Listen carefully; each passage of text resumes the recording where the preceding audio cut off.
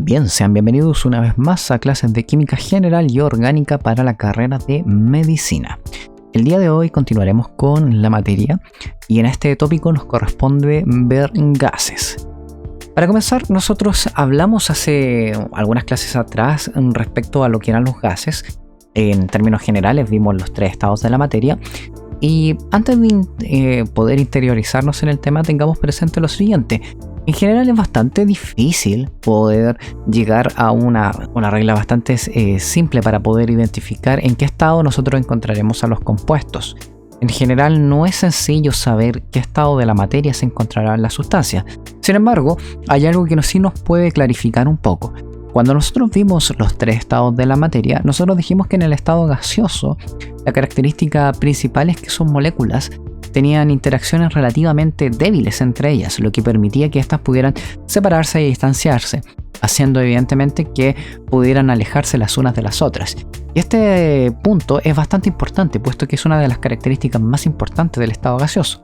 Por lo tanto, nosotros tenderemos a decir que en general todas aquellas sustancias las cuales tengan como característica que sus moléculas estén débilmente unidas, probablemente van a tender a estar en el estado gaseoso. En general nosotros vamos a ver varias características importantes de los gases. Por un lado, nos daremos cuenta que los gases son sustancias las cuales, primero, ocupan todo el volumen del recipiente que los contenga, como también su forma, por supuesto. Por otra parte, estas sustancias, los gases, son el estado de la materia que se puede comprimir más que cualquier otro estado de la materia. Eso podríamos decir que es el estado más compresible de los estados de la materia. De hecho, acá en la imagen tenemos una típica imagen donde podemos ver cómo un gas, por ejemplo, puede ser transformado en un líquido cuando se le somete a una presión externa. ¿Ya? Esa como sopapa que está ahí está ejerciendo una presión. De esta manera, por ejemplo, nosotros podríamos referirnos a la presencia del helio líquido, que a fin de cuentas mediante presión es posible llevarlo al estado líquido. Y es que lo que hacemos cuando sometemos a presión, digamos, a un gas, obligamos a que primero el volumen se reduzca, por supuesto, y sus partículas se vean obligadas a interactuar las unas con las otras. Entonces, evidentemente, si recordamos, cada vez que nosotros hacemos que las partículas estén cada vez más cerca, tendemos a cambiar de estado. ¿Ya? Por otra parte, otra de las características bastante importantes de los gases es que si ustedes, por ejemplo, mezclan más de algún gas, o varios, por ejemplo, dentro de un recipiente, estos van a tender a homogeneizarse en el paso del tiempo, en la medida de que comienzan a moverse las partículas mediante el proceso normal que se llama movimiento browniano de las moléculas. Va a hacer que llegue un momento en el cual todas las sustancias estén mezcladas de manera homogénea, muy, digamos, aleatoria. Bueno, y esto obviamente también se guarda relación con el segundo principio de la termodinámica, que es la entropía. ¿Bien? Generalmente todo tiende al desorden. Ahora bien, vamos a hablar un poco de algunas características más importantes de los gases. En general, los gases tienen una característica sumamente importante, que es la presión. Lo que ocurre es que los gases siempre van a estar moviéndose y chocando, digamos, con el recipiente o con otras moléculas que estén a su alrededor. Y si ustedes recuerdan, presión no es más que una medición de la fuerza por unidad de área. Por lo tanto, si nosotros llevamos ese concepto al concepto de las moléculas, claramente cada vez que, por ejemplo, una partícula de un gas choca con las paredes de un recipiente, lo que va a estar generando es una fuerza por área. Evidentemente es un área pequeñita, aún así es una fuerza por área. Lógicamente, cada partícula, cada molécula va a estar generando su propia presión. Y esto, en la sumatoria total, como veremos más adelante mediante un principio que se llama la sumatoria de las presiones parciales, nos vamos a dar cuenta que efectivamente van a constituir o van a contribuir a una presión general o una presión macroscópica. ¿Ya?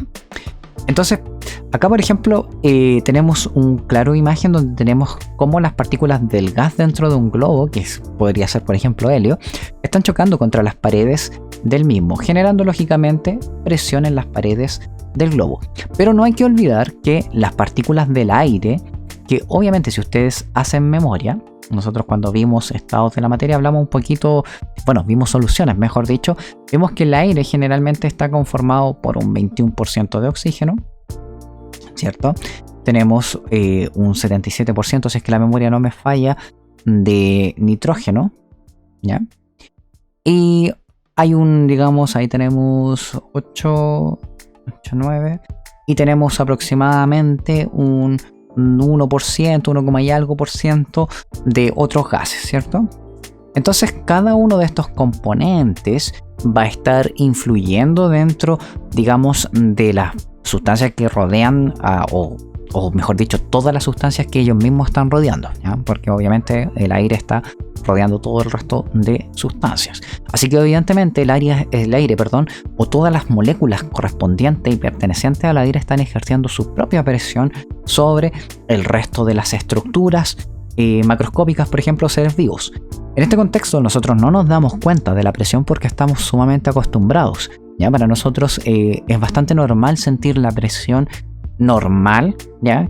De condición estándar, que es de una atmósfera aproximadamente, al nivel del mar. Entonces, lógicamente, digamos, a pesar de que no lo sentimos, la presión está ahí. Y este punto es bastante importante, puesto que si nosotros analizamos este contexto, nosotros podríamos llegar a cabo la siguiente relación, que cuando nosotros, por ejemplo, subimos una montaña, sí nos damos cuenta de que haya un cambio. De hecho, por ejemplo, las personas que hayan podido tener la oportunidad de quizás viajar a Bolivia o a Perú, se habrá dado cuenta de que efectivamente en aquellas alturas, en aquellas altitudes, se siente muy extraño que, por ejemplo, al nivel del mar. Y lo que ocurre en ese contexto es que efectivamente cuando nosotros subimos, ya, la presión va a disminuir.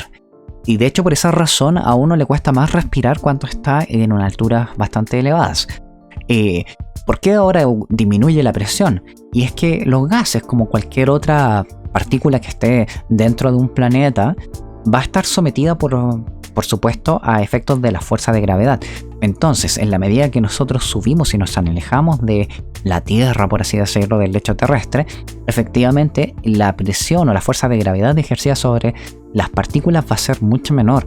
Por lo tanto, esto va a hacer que la presión misma disminuya, ¿ya? Y al disminuir la presión, por supuesto que los gases se van a expandir en una mayor cantidad de volumen. Y esto hace que en términos generales el oxígeno esté menos disponible, por ejemplo, cuando nosotros subimos a una altura elevada.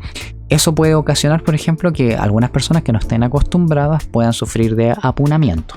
Entonces acá tenemos el caso, por ejemplo, de lo que ocurre con la disminución de la presión en la medida que nos vamos alejando del lecho terrestre, digamos, o del nivel del mar. Fíjense cómo a nivel del mar consideramos que estamos en presencia de una atmósfera, pero en la medida que nos vamos alejando, ahí en el Monte Everest, por ejemplo, ya hay 0,33 atmósferas, una presión bastante baja y por lo tanto donde es muy fácil apunarse. ¿Ya? Entonces, en la medida que cada vez nos alejemos, efectivamente vamos a sentir esta diferencia de presión. Y pasa lo mismo en sentido contrario. Por ejemplo, si nosotros bajamos por encima del nivel del mar y, por ejemplo, buceamos, evidentemente ahí ya no solamente vamos a sentir la presión ejercida por las partículas gaseosas, sino que también va a estar toda la presión de la misma agua, del lecho marino. Y esto va a ocasionar, evidentemente, que la presión aumente. Y obviamente si esto nosotros los extrapolamos, por ejemplo, a otros planetas, nos encontraremos con situaciones súper particulares. Por ejemplo, fíjense cómo en Venus la presión es cercana a los 90 atmósferas, o sea, es una presión tremendamente alta. Ahora bien, hablemos un poco de las unidades que vamos a utilizar para trabajar con los gases. En general, el Sistema Internacional de Unidades nos dice que tenemos que trabajar con Pascal, ¿ya? Que esa sería como la unidad, más afín para el uso de justamente o en la utilización de los gases. Y el Pascal recuerden que es equivalente a Newton por metro cuadrado. Sin embargo, nosotros en química nos vamos a encontrar de que no vamos a utilizar Pascal. De hecho, generalmente es muy raro que nosotros utilicemos Pascal. Lo más común es que nosotros utilicemos atmósferas. La verdad es una pequeña variación de lo que nos dice el Sistema Internacional de Unidades, pero es bastante común que nosotros todos los cálculos los realicemos en atmósferas. Sin embargo, acá en la diapositiva les dejo varias transformaciones para que los tengan presentes, porque muchas veces puede recurrirse que en algún problema, en algún ejercicio, se hable de milímetros de mercurio, de torr, ¿ya? O incluso muy raro sería que estén en Pascal. Pero aún así, como les comento, generalmente vamos a trabajar nosotros en atmósferas. Bien, entonces, ahora que ya tenemos como el conocimiento básico sobre los gases, qué son, digamos, qué es lo que deberíamos esperar para un gas, hablemos un poco de las leyes que rigen el comportamiento de los gases. Vamos a hablar primero de la ley de Boyle. ¿Ya? La ley de Boyle es una ley bastante importante, la cual relaciona los efectos y los cambios que va a haber en la, digamos, en la presión y el volumen de un gas, ¿ya? Siempre y cuando mantengamos la temperatura constante. En general, Boyle se dio cuenta de que cuando la presión aumenta, el volumen disminuye, es decir, hay una relación inversamente proporcional entre la presión y el volumen, ¿ya?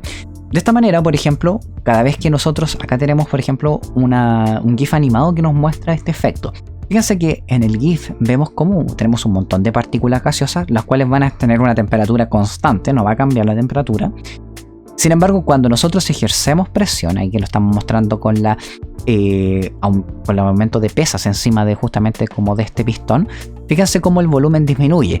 Y tiene lógica pensarlo porque estamos forzando a que el gas ocupe un menor espacio, lo estamos presionando, le estamos ejerciendo una fuerza para, digamos, sobre sí, haciendo evidentemente que el volumen disminuya considerablemente.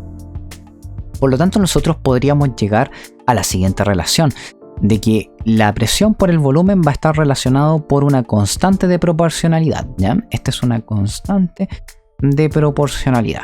Y esta constante va a ser súper importante para el posterior, digamos, análisis Esta constante de proporcionalidad va a ser sumamente importante para el resto de los cálculos. De hecho, más adelante, cuando veamos la ley de los gases ideales, efectivamente esa constante será de utilidad. Por ahora yo solamente les voy a decir que esta constante es equivalente a una constante de los gases, es R, por el número de moles y por la temperatura, que lógicamente la temperatura es una constante, ¿ya? La temperatura se mantiene siempre constante. Eso sería equivalente a esta constante de proporcionalidad. Lo interesante de esta relación, de esta ley de Boyle, es que, por ejemplo, fíjense que yo les decía que la relación acá es inversamente proporcional, porque si ustedes se percatan, si yo separo esto, me voy a dar cuenta que, claro, en la medida que yo aumento la presión, el volumen debería disminuir, ¿bien? O lo podría hacer viceversa, ¿ya? Pero lo importante de esto es que si yo considero que tengo dos sistemas, fíjense acá, por ejemplo tengo un sistema P1 por V1 es igual a K, también me puedo imaginar unas condiciones secundarias, donde efectivamente también va a ser igual a la constante, porque es una constante, por supuesto, y así yo puedo igualar estas dos ecuaciones para llegar a esta ecuación general, ya donde P1, la presión 1 por el volumen 1, va a ser equivalente a la presión 2 por el volumen 2. Y esta ecuación es sumamente importante porque nos va a permitir estudiar la variación de estas variables en un cambio dentro de un sistema, ¿ya? Entonces, por esa razón, efectivamente, es sumamente importante la ley de Boyle. Veamos algún ejemplo. Dice, ejercicio, un respirador artificial utilizado para la reanimación sufre una variación de volumen de 0,8 litros a 0,2 litros durante cada ciclo.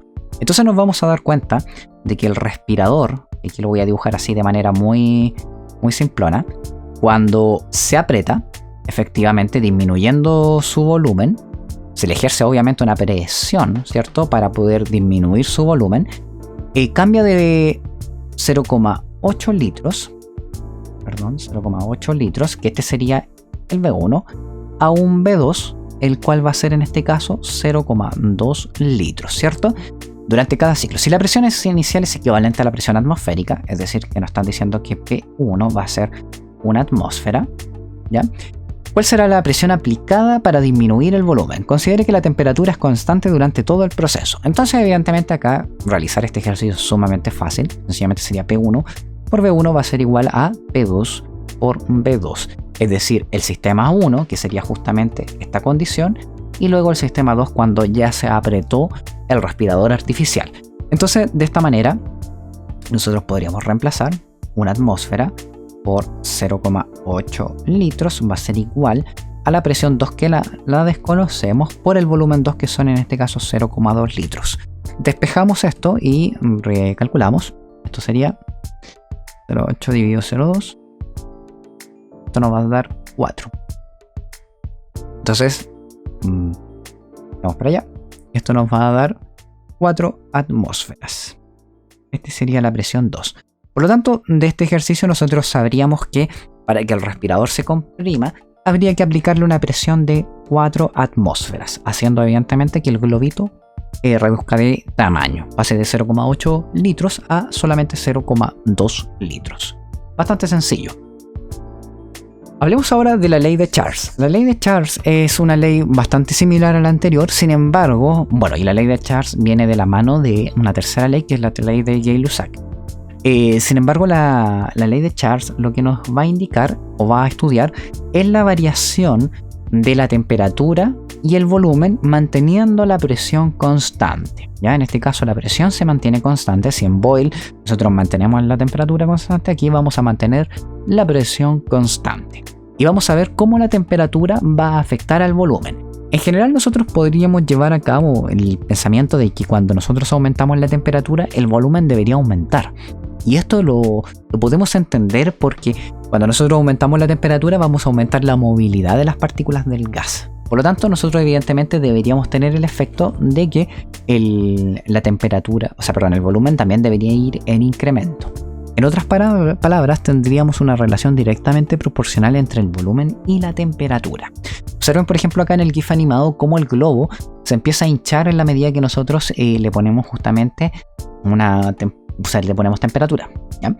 En otras palabras, hay una relación directa entre el volumen y la temperatura. A mayor volumen, mayor podría ser la temperatura o viceversa, ¿cierto? A mayor temperatura, mayor es el incremento del volumen siempre y cuando mantengamos la presión constante. ¿Ya?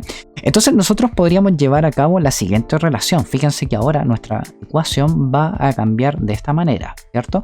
Así que si tenemos dos sistemas, ¿ya? Un sistema 1 y un sistema 2, efectivamente nosotros podemos estudiar el cambio considerando esta ecuación, ¿cierto? B1 sobre T1 es igual a B2 sobre T2. Lo importante de esto es que nosotros nos vamos a percatar de que hay una clara tendencia para todos los gases. Si nosotros hacemos este gráfico, nos vamos a percatar de que efectivamente cuando nosotros extrapolamos hacia temperaturas bajas, por ejemplo, y lo llevamos al menor volumen posible, vamos a darnos cuenta de que todos los gases van a coincidir en un punto. Es decir, cuando todos los gases alcancen el mínimo volumen posible, van a coincidir en la misma temperatura, que es 273,15 grados bajo cero. Entonces, a esto se le conoce como temperatura absoluta, que es la temperatura que viene dada en Kelvin, ¿ya? Y también a este punto se le conoce como cero absoluto. Es decir, el cero absoluto es aquella temperatura en la cual nosotros ya no vamos a tener movimiento de las moléculas. Evidentemente, más de algunos de ustedes me podrían decir, de todos modos, las moléculas van a estar vibrando, y eso es cierto. Las moléculas siempre van a tener algo de movilidad, por supuesto, pero ya los movimientos de traslaciones o rotaciones estarían impedidos. Y esto forma parte de lo que se conoce como el tercer principio de la termodinámica, en el cual nos dice que efectivamente la tercera ley nos dice que cuando nosotros llevamos la temperatura justamente a 0 grados Celsius, dejamos de tener movilidad, ¿ya? Y evidentemente es donde tenemos el menor volumen posible para un gas. Por lo tanto, acá lo importante, y porque yo quiero hablar de la temperatura absoluta, porque tenemos que acostumbrarnos que de ahora en adelante, a pesar de que no parezca ser necesario, porque las relaciones, por ejemplo, cuando utilizamos la ley de Charles, la ley de Gay-Lussac, nos vamos a dar cuenta de que de una u otra forma, al parecer, como es una proporción, podríamos no transformar las temperaturas a Kelvin. Sin embargo, es bastante vital que lo hagamos, ¿ya? Y que nos acostumbremos a trabajar en temperatura absoluta. A pesar de que parezca que no sea necesario, háganlo, porque después cuando veamos la ecuación de los gases ideales, efectivamente ahí necesitamos utilizar la temperatura absoluta, ¿ya? Así que hay que acostumbrarse, y en termodinámica hay que acostumbrarse a utilizar temperatura absoluta. Ahora bien, veamos un ejercicio. Dice, una muestra de 100 ml de bromo se calienta de 20 a 180 grados. Ya veamos el siguiente ejercicio. Dice, una muestra de 100 ml de bromo se calienta de 20 grados Celsius a 180 grados Celsius. ¿En cuánto varía el volumen del gas? Considere que la presión se mantiene constante durante todo este procedimiento. Ahí tenemos a todo esto un GIF animado de cómo vemos el bromo gaseoso, que es un gas de color anaranjado, ¿ya? Entonces nos están diciendo que la temperatura inicial sería 20 grados Celsius, ¿cierto? Mientras tanto que la temperatura final van a ser 180 grados Celsius. Y nos dicen que el volumen inicial, ¿cierto? Son 100 ml. Que nuevamente nosotros esto lo deberíamos trabajar en litros, ¿ya? Así que acá nosotros podríamos decir que esto es 0 litros. Y nos preguntan cuál va a ser el volumen 2, ¿cierto? Entonces, acá lo que tenemos que recordar es justamente esta ecuación, que es la ecuación de Charles. V1 sobre T1 será igual a V2 sobre T2. Ahora bien, recuerden que las temperaturas deben ser transformadas a temperaturas absolutas. Yo sé que ustedes podrían decirme, bueno, pero la relación es, digamos, no implica nada, pero nuevamente acostumbrémonos a hacerlo, ¿ya? Así que lo pueden dejar en 273 si es que quieren dejarlo de esa manera para que les queden números sin decimales. Pero en el primer caso, por ejemplo, obtendríamos 293,15 Kelvin, ¿ya? Y en el segundo caso tendríamos 453,15 Kelvin. Entonces ahora basta con que despejemos V2. Así que vamos a despejar V2, vamos a pasar multiplicando T2, entonces nos quedaría V1 por T1 por T2, ¿cierto? Y ahora sencillamente reemplazamos. V2 va a ser igual entonces al volumen 1, que sabemos que son 0,1 litro, por T2, que sabemos que son 453,15 Kelvin, y finalmente esto estaría dividido por 293,15 Kelvin. Kelvin con Kelvin se van, y esto nos queda por 453,15 dividido. Nos queda entonces un volumen final de 0,155 litros, 155 litros. Este sería el volumen 2. Como pueden darse cuenta, muy sencillo, no es para nada difícil. Hablemos ahora de la segunda ley que se deriva justamente del estudio de la temperatura, que es la ley de Gay-Lussac, la cual nos dice que, hace una relación, mejor dicho, entre la presión y la temperatura, manteniendo el volumen constante, manteniendo obviamente que el espacio en el cual están el gas no se pueda expandir. Acá la relación nos va a decir que también hay una proporción directa entre la presión y la temperatura. Y esto tiene bastante lógica si nosotros consideramos lo siguiente: cuando aumentamos la temperatura, aumentamos la energía cinética y por lo tanto, evidentemente, el mayor movimiento de las partículas del gas va a hacer que, lógicamente, choque más entre ellas mismas o con las paredes. En otras palabras, que la presión también vaya en aumento, ¿ya? La presión ejercida por el gas, lógico, ¿ya? Entonces, de esta manera, fíjense que nosotros vamos a llegar a una relación muy parecida al caso anterior, en el cual teníamos justamente V1 sobre T1, pero ahora vamos a tener P1 sobre T1, ¿ya? De esta manera, nosotros podemos estudiar el efecto que va a tener la temperatura sobre la presión, ¿ya? Acá lo importante, jóvenes, que tengan presente es que estamos estudiando la presión del gas. Bien, hagamos un ejercicio para entenderlo de manera más fácil. Dice, una muestra de monóxido de carbono confinado en un recipiente de volumen invariable es calentado de los 30 a 150 grados. Así que ya sabemos que nuestro T1 serían 30 grados Celsius, ¿cierto? Y el T2 serían 150 grados Celsius. Y nos dicen que la presión inicial es de 1 atmósfera. ¿Cuál será la presión final dentro del recipiente? ¿Ya? Es aquí 1 atmósfera. Entonces, lo primero, nuevamente, recuerden que acostúmbrense a trabajar con temperatura absoluta, ¿ya? Porque suele pasar que después se les olvida y trabajan con la temperatura en grados Celsius. Así que temperatura absoluta. Vamos con el otro. Este sería 423,15 Kelvin. 423, perdón. Ahora que tenemos todos estos datos transformados, podemos utilizar la ecuación, evidentemente, de Gay-Lussac, que nos dice que P1 sobre T1 va a ser equivalente a P2 sobre T2. Por lo tanto, reemplazamos sencillamente. Así que vamos a despejar ahora P2, que es el valor que no sabemos. Diríamos P1 por T2 sobre T1, y todo esto dividido por T1 es igual a P2. Reemplazamos, tenemos una atmósfera por la presión, la temperatura 2, que son 423,15 Kelvin, dividido lógicamente los 303,15 Kelvin. Entonces tendríamos 423 dividido en 303,15. Y ahí esto nos da, se eliminan ahí obviamente los Kelvin, esto sería P2. Entonces acá voy a ponerlo con una flechita. Acá nos va a quedar que P2 va a ser equivalente a 1,396 atmósferas. Entonces fíjense cómo al aumentar la temperatura lo hace la presión. Continuemos. Ahora vamos a hablar un poco de la ley de Avogadro. Esta ley, que si bien es cierto, se aleja un poquito de las leyes anteriores, ya que trabaja con moles. Lo importante de esta es lo que se deriva de la misma, ¿ya? Generalmente es raro utilizar la ley de Avogadro por sí sola, puesto que tiene un efecto sobre toda la ecuación, pero nos va a permitir obtener una ecuación más importante que se conoce como la ley de los gases ideales. En general, Avogadro nos dice que cuando nosotros aumentamos los moles, vamos a tener un efecto sobre el volumen. Es decir, cuando nosotros agregamos más moléculas de una sustancia, vamos a incrementar justamente el volumen. Fíjense cómo estamos manteniendo tanto la presión como la temperatura constante, pero cuando hagamos este agregado de mayor cantidad de moléculas, efectivamente el volumen debería ir en aumento, ¿ya? Lo importante de esta relación, que acá la tenemos, que fíjense que es muy similar a las anteriores, donde nos dice volumen 1 sobre el número de moles 1, ¿cierto? Va a ser equivalente al volumen 2 y por el dividido el número de moles 2.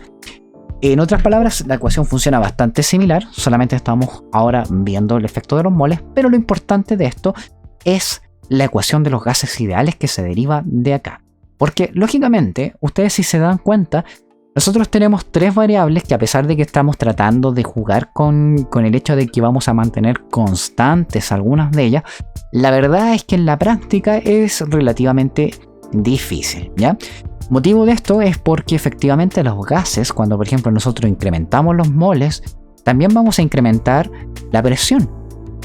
Podemos tratar de mantenerla constante, por supuesto, o suponer que la presión la estamos manteniendo constante, pero en términos generales la presión del gas también lo debería hacer, puesto de que las moléculas están chocando más, porque hay menos espacio para las mismas moléculas, ¿ya? Si es que también mantenemos o cambiamos el volumen. Entonces, de una u otra forma, nosotros nos vamos a estar dando cuenta de que el efecto va a ocurrir en varias de estas propiedades. Y de ahí surge la ley de los gases ideales. Generalmente, la ley de los gases ideales, de todos modos, asume un comportamiento ideal de las partículas, ¿ya? Y es que los gases en la práctica no se comportan idealmente, siempre tienen una desviación de este comportamiento ideal. Y es que las partículas se pueden atraer como también repeler entre sí. Y lo que hace la ley de los gases ideales es asumir que esto no ocurre, ¿ya? Pero en general la ley de los gases ideales es bastante buena, por lo menos para hacer aproximaciones a los valores reales. La verdad es que no es una ecuación problemática realmente, ¿ya? Y para ello nosotros vamos a unir las ecuaciones anteriores y fíjense que vamos a llegar a una relación muy similar a las ecuaciones que teníamos antes. De hecho, fíjense que acá nosotros tenemos PV es igual a nRT. ¿Se acuerdan cuando yo les decía que PV es igual a la constante de proporcionalidad en la ley de Boyle? Ahora, por ejemplo, si nosotros consideramos la ley de, por ejemplo, de Charles, que si nos acordamos de la ley de Charles, ahora, por ejemplo, si nosotros nos acordamos de la ley de Charles, que recuerden que nosotros estábamos viendo la variación del volumen sobre la temperatura, fíjense que basta con que yo despeje esta ecuación y digo NR es igual a, y dividido P, que todos estos valores son los constantes, y esto sería, obviamente, la constante de proporcionalidad. Y acá mismo también podemos obtener la ley de Gay-Lussac, asumiendo la variación de la presión en función de la temperatura. En otras palabras, mandamos el volumen hacia el otro lado y pasamos la temperatura para acá. Fíjense que tendríamos NRB. Y esto también sería constante en este caso y tendríamos la otra constante de proporcionalidad. Y obviamente para la ley de Avogadro sencillamente bastaría con que nosotros despejáramos justamente N. Entonces, percátense que acá tendríamos volumen sobre N, va a ser RT dividido la presión. y esto sería la constante. Por lo tanto, la ley de los gases ideales lo que hace es justamente relacionar estas 4 leyes individuales en una sola ecuación, en la cual nosotros vamos a poder estudiar el efecto que va a tener cada una, digamos, de estos factores sobre, evidentemente, en el caso de un gas, por ejemplo, el efecto de la presión, el efecto del volumen, de los moles y de la temperatura, dándonos obviamente una mayor facilidad a la hora de realizar los cálculos, ¿ya? Ahora bien, acá yo le estoy dando la constante de proporcionalidad R con valores de atmósfera, que es lo que nosotros usualmente vamos a utilizar, pero ustedes pueden encontrar otros valores de R cuando, por ejemplo, se utilizan milímetros de mercurio o se utilizan, por ejemplo, torr, etcétera, ¿ya? Pero el caso de ahí están todos los datos que debemos utilizar y la unidad en la cual los debemos utilizar. Entonces, hagamos primero un pequeño inciso en esto, ¿ya? Porque obviamente, fíjense que hay un valor constante, que es este valor de 0,082, ¿ya? Que ustedes podrían preguntarse de dónde viene. Así que antes de analizar o de realizar un cálculo, primero vamos a preguntarnos de dónde viene este 0,082. Generalmente cuando nosotros, por ejemplo, trabajamos a 0 grados Celsius, es decir, a 273,15 Kelvin, voy a ir anotando estos datos. Entonces nosotros decimos que estamos trabajando a una temperatura de 273,15 Kelvin. Por otra parte, estamos trabajando con una presión de 1 atmósfera, ¿ya? Y finalmente estamos considerando un mol de un gas, ¿ya? Un mol de gas. Y ojo que vamos a considerar un mol de un gas ideal, ¿ya? Generalmente cuando nosotros trabajamos con un mol de un gas ideal, es muy común que el volumen que éste obtenga sea de 41,4 litros, ¿ya? Este dato, que puede parecer un dato bastante aleatorio, la verdad es que para los gases ideales, y hay varios gases que siguen el comportamiento ideal, se da. Todos ellos tienen ese mismo volumen. Entonces, nosotros cuando, por ejemplo, reemplazamos en la ecuación de los gases ideales, nosotros podríamos determinar el valor justamente de R. Despejamos R, nos quedaría PV es igual a NT igual a R, ¿cierto? Entonces, yo tengo que la presión es 1 atmósfera, sé que el volumen son 22,414 litros, el valor de R, de N, yo sé que es 1 mol, y finalmente la temperatura son 273,15 Kelvin. Si ustedes resuelven esto, van a obtener justamente el valor de 0,082, ¿ya?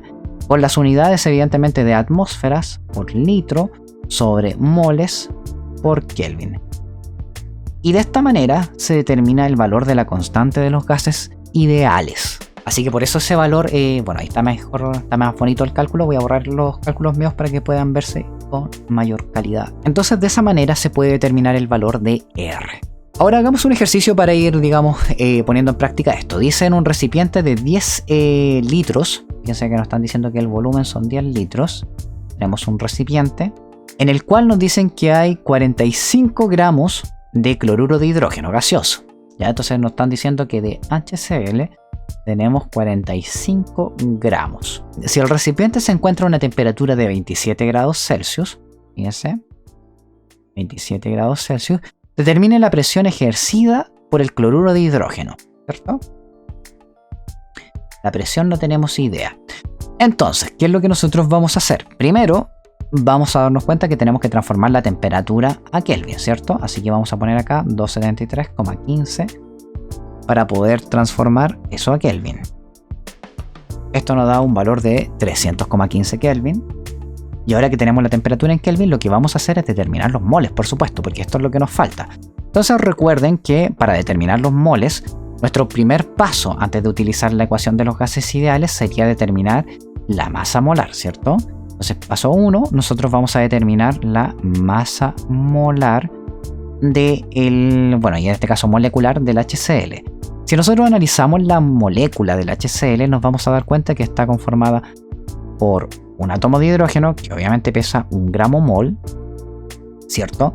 De cloro, en este caso tenemos que un solo átomo de cloro que pesa 35 gramos mol, así que 1 por 1 es 1 y 1 por 35 es 35, y sumado esto obviamente nos va a dar 36 gramos mol. Este sería la masa molar.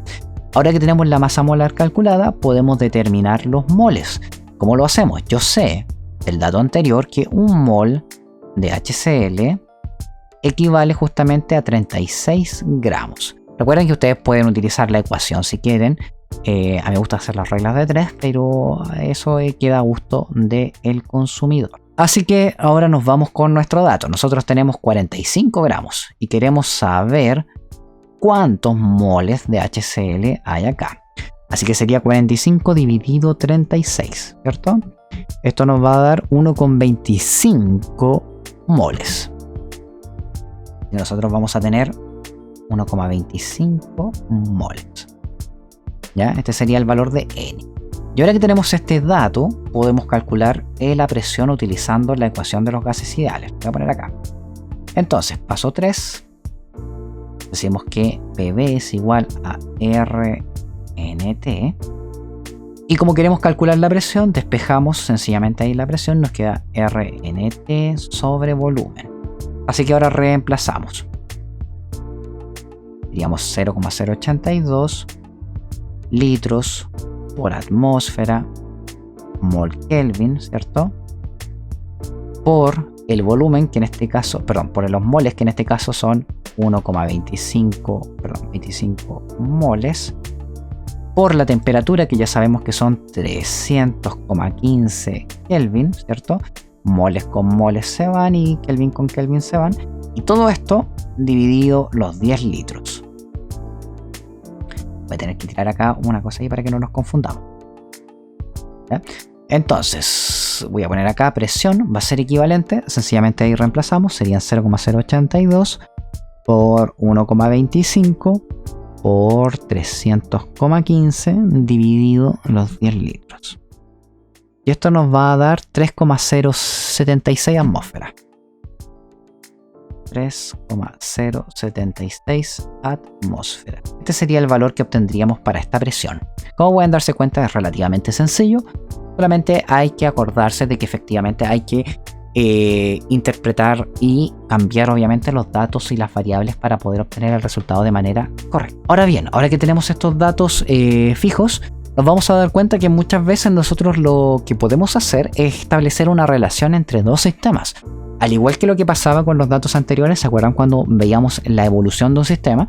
Acá nosotros con la ecuación de los gases ideales podemos hacer exactamente lo mismo, considerando que la constante R no va a cambiar, porque es una constante lógicamente. De esta manera nosotros podemos establecer, por ejemplo, que tenemos dos sistemas y podemos de esta manera relacionarlos. ¿Qué nos va a permitir esto? Que nosotros podamos entender la evolución de un sistema, de cómo cambia un gas cuando cambiamos más de una variable. Por ejemplo, si analizamos el cambio de presión y temperatura y queremos saber cómo afecta, por ejemplo, el volumen si mantenemos los moles constantes. De hecho, es muy común que en esta ecuación los moles del gas siempre se mantengan constantes. Así que muchas veces nosotros podríamos llegar a la siguiente relación donde PV1 sobre T1 es igual a P2 sobre T2, ¿ya? Así que ahí hay un método que nosotros podemos obviamente utilizar para simplificar la ecuación, pero lógicamente siempre y cuando mantengamos los moles constantes. Hagamos un ejercicio de esto para que lo entendamos mejor. Dice 5 moles de flúor gaseoso. Están diciendo que son 5 moles. Y nos están diciendo que son transferidos de un recipiente de 2 litros. Así que vamos a imaginarnos acá un recipiente que es un B1, que va a tener 2 litros, ¿cierto? Y son transferidos de un recipiente de 2 litros que estaba a una temperatura 1 de 8 grados Celsius. Y nos están dando la presión 1 también, que nos están diciendo que es 6,2 atmósferas. Y se transfieren a un nuevo recipiente, el cual desconocemos su volumen, por lo visto. Pero sabemos que la temperatura de este nuevo recipiente son 25 grados Celsius y la presión es de 1 atmósfera. ¿Ya? Se disminuyó la presión. Y nos están preguntando cuál es el volumen del segundo recipiente. Entonces lo primero que nosotros tenemos que hacer acá es justamente de primero transformar la temperatura a temperatura absoluta, ¿cierto? Porque nuevamente ustedes me podrían decir que no tiene sentido, porque es una proporción, pero aún así háganlo para que no se vayan a confundir después en ejercicios más complicados. Entonces en este caso tenemos 281,15 Kelvin, ¿cierto? Y la temperatura 2, que son 25, serían 298,15 Kelvin. Fíjense que en ambos casos los moles se mantienen constantes, siguen habiendo los mismos moles. En ambos casos tenemos 5 moles de flúor 2. Así que igual yo los voy a poner dentro de la ecuación, pero los vamos a tachar, ¿ya? Entonces vamos a decir que acá vamos a tener presión 2, volumen 2, N2 y T2. Pero como sabemos que N1 es equivalente a N2, lo podemos descartar, ¿cierto? Y nos va a quedar sencillamente la ecuación simplificada. Así que vamos reemplazando. Tenemos 6,2 atmósferas por el volumen 1, que lo conocemos, que son 2 litros, dividido la temperatura 1, que también la conocemos, que son 281,15 Kelvin, y vamos a ir despejando inmediatamente la zona contraria, ¿cierto? T2 lo conocemos, así que voy a multiplicar por 298,15 Kelvin y voy a dividir por la presión 2, que también la conozco, que es una atmósfera. Y el desarrollo de esto nos va a dar evidentemente el volumen 2. Así que atmósfera con atmósfera se van, Kelvin con Kelvin se van, y sencillamente ahora calculamos. Sería 6,2 por 2 por 298,15 dividido 281,15. Y esto nos va a dar un volumen de 13,01 litros. Y ya está. Bastante sencillo, solamente hay que fijarse nuevamente en las unidades. Bien, ahora empecemos a relacionar todos estos conceptos un poco con lo que ya habíamos visto previamente con los cálculos estequiométricos. Nosotros cuando vimos estequiometría, generalmente hicimos todos los cálculos mediante el uso de moles. Sin embargo, nosotros ahora que conocemos todos estos datos, podríamos, mediante la ecuación de los gases ideales, calcular, por ejemplo, el volumen, la temperatura, la presión, ¿ya? Entonces, de todos modos, nosotros, por ejemplo, podemos ahora, suponiendo que los gases se comportan de manera ideal, utilizar la ecuación de los gases ideales para calcular, algún dato extra. Veamos un ejemplo para que esto quede como más clarificado, porque mientras más ejemplos veamos esto, es mucho mejor. Dice: tras consumir la mitad de una marraqueta se obtienen aproximadamente 5,8 gramos de glucosa. A partir de esta cantidad, ¿qué volumen de dióxido de carbono se producirá durante la ruta metabólica? Considere que la temperatura es de 37 grados Celsius y la presión de una atmósfera. Entonces fíjense, y acá tenemos la ecuación, y acá nosotros tenemos justamente la glucosa, ¿cierto? Entonces lo primero que nosotros tenemos que hacer como paso 1, lógicamente, antes de empezar a meternos con la ecuación de los gases ideales, a nosotros nos están preguntando todo esto, dióxido de carbono. Entonces lo primero que nosotros vamos a hacer en estos casos es primero trabajar con moles. Recuerden que siempre tenemos que trabajar con moles porque es una propiedad que no depende del estado de agregación de la materia, la propiedad intensiva de la materia. Entonces, lo primero que nosotros vamos a hacer es determinar justamente la masa molar. La masa molar de la glucosa.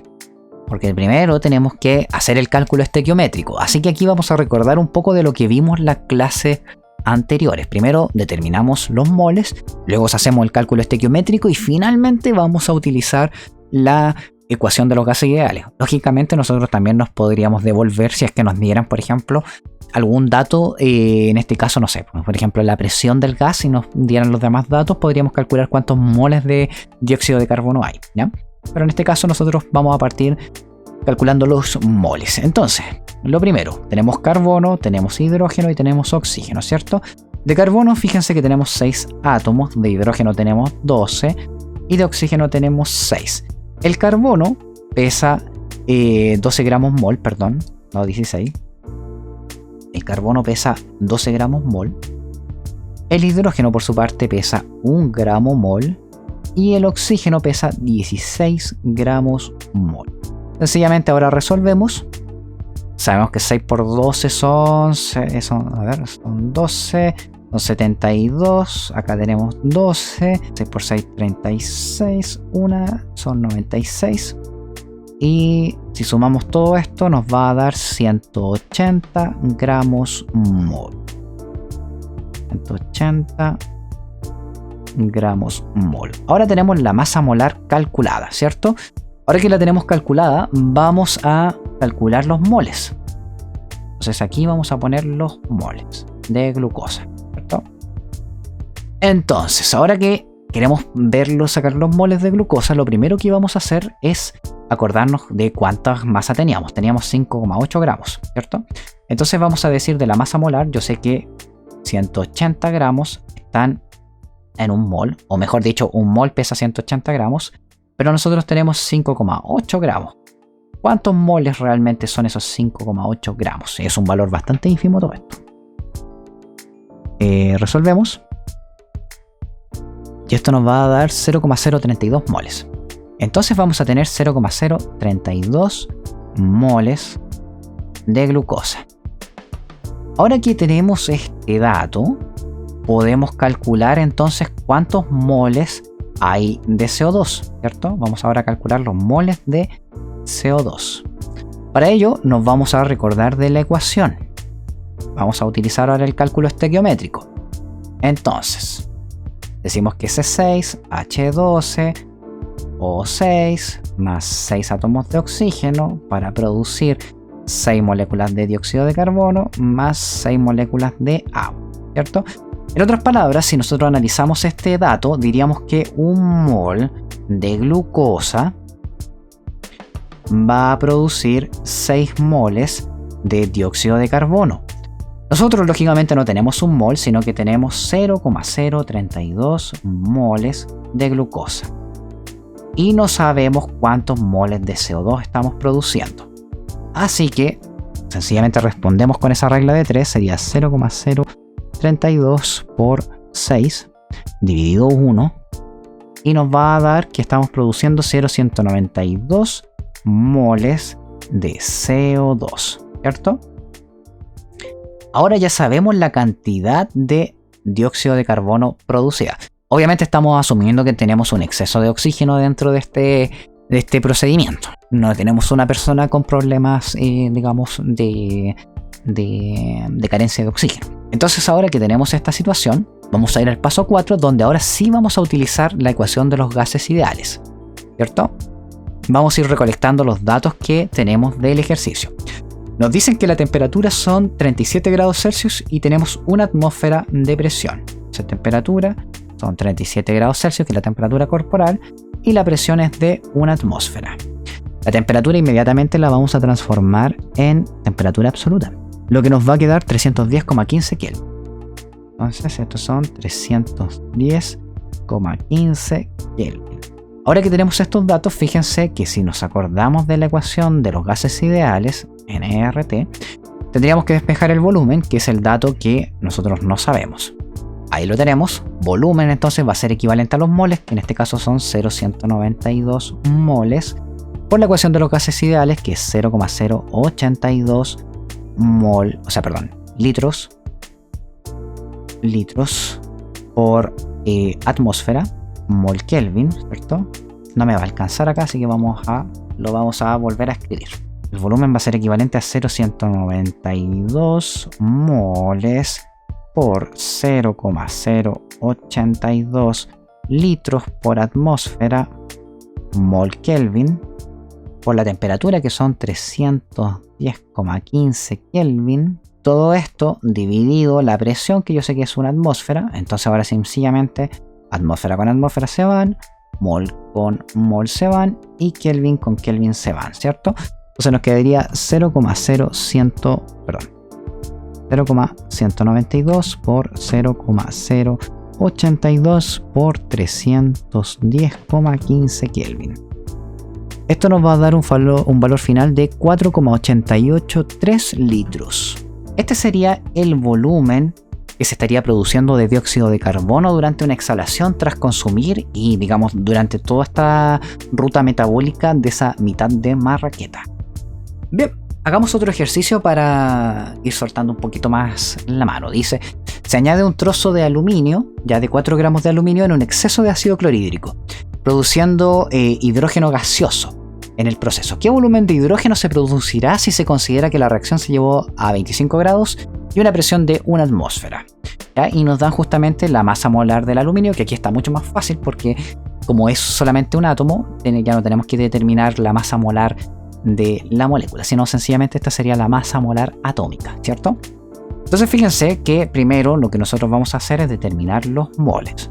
Como es solamente aluminio, vamos a decir, ok, yo sé que un mol de aluminio va a tener una masa de 27 gramos, pero nosotros no tenemos 27 gramos, tenemos 4 gramos. ¿Cuántos moles habría aquí de aluminio?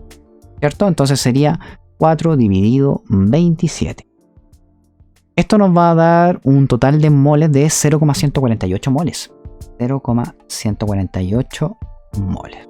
Este sería el valor de aluminio que nosotros tendríamos. Entonces sabemos que el ácido clorhídrico está en exceso. Hay mucho ácido clorhídrico, así que no nos preocupamos de eso y podemos hacer el cálculo estequiométrico sencillamente con el aluminio. Decimos que 2 moles de aluminio producen 3 moles de hidrógeno. No sé si dejé otra diapositiva. Sí, creo que sí. Perfecto. Ya, 3 moles de hidrógeno. Por lo tanto, nosotros como tenemos 0,148 moles de aluminio, 0,148 moles de aluminio, podemos determinar ahora cuántos moles de hidrógeno gaseoso estaríamos produciendo. Así que sería una simple regla de 3. Sería 0,148 por 3 dividido 2.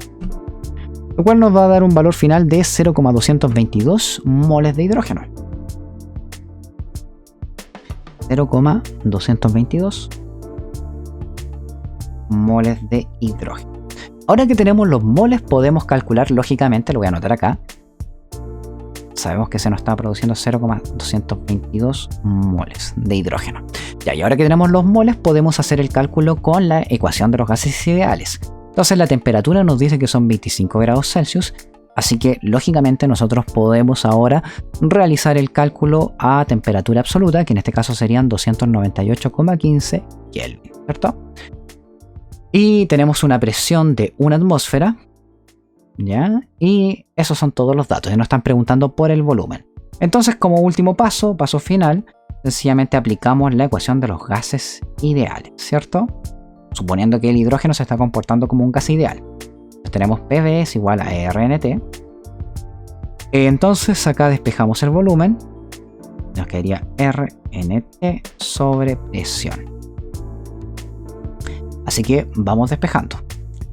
O sea, vamos resolviendo, perdón. Tendríamos 0,082 litros por atmósfera sobre mol Kelvin por el número de moles, que ya sabemos que son 0,222 moles, por la temperatura, que en este caso son 298,15 Kelvin, y todo esto, lógicamente, dividido la presión, que sería una atmósfera.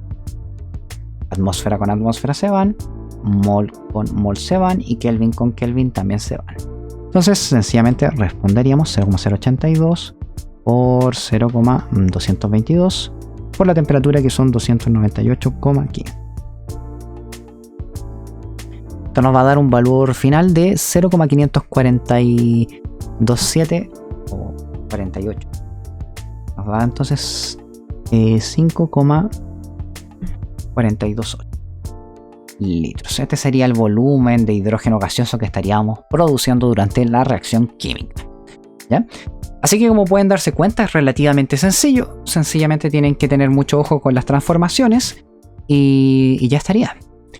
Y bueno, para ir finalizando esta clase, vamos a hablar de una ley que es una ley bastante importante, que es la ley de Dalton, que a mí igual me importa que la veamos porque muchas veces lo que ustedes van a tener es una presión total, ¿ya? Generalmente los gases tienen un comportamiento que yo en el principio de la clase se los había comentado, pero se los vuelvo a comentar.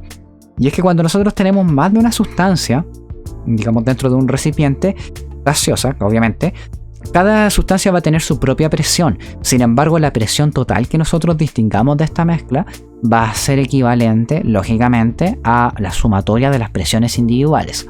Dalton nos dice que la presión total de un sistema va a ser equivalente, lógicamente, a las presiones parciales, ¿ya? Acá se puede llevar a cabo ciertos cálculos utilizando la ley de los gases ideales, pero habría que considerar, claro, que nosotros también, así como estamos sumando las presiones, tendríamos que tener una sumatoria de moles, ¿ya? Y eso, así que ahí está la ecuación, presión total es equivalente a la sumatoria de las presiones, y con esto terminaríamos con la clase de gases y nos veríamos en la subsiguiente, que es una clase que tiene que ver con equilibrio de ácido-base. Espero que los contenidos hayan quedado claros, que estén muy bien, les deseo la mejor de las suertes, nos vemos